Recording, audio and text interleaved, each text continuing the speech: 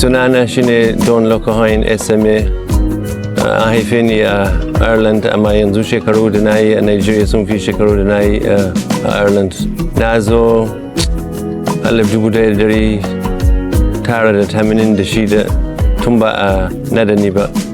Ni brother ne wancan lokacin. Na yi stage, and then na kuma na dawo bayan shekara 3 kuma na dawo. To ina nan yanzu ya kai shekara 36 yanzu ne.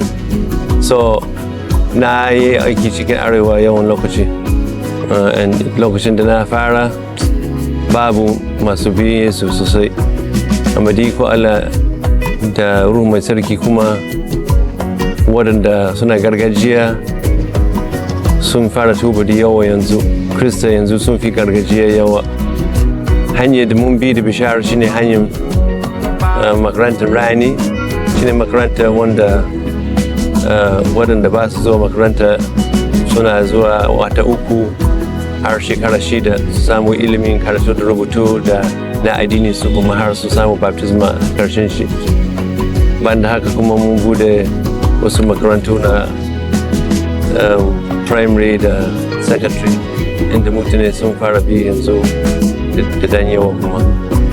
Lokacin da na zo da fari baptisma da cimar bingiji da har da auren church kuma guda, amma yanzu wannan ya canza duka.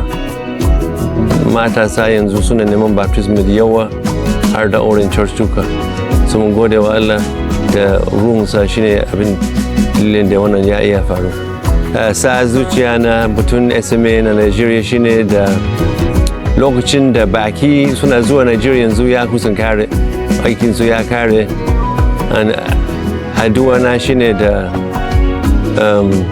SMA daga Nigeria za su ci gaba da neman wurare da ba su ji bisharar Krista tukuna a Nigeria da a Afirka gaba daya da duniya gaba daya kuma. Allah ya taimake ku.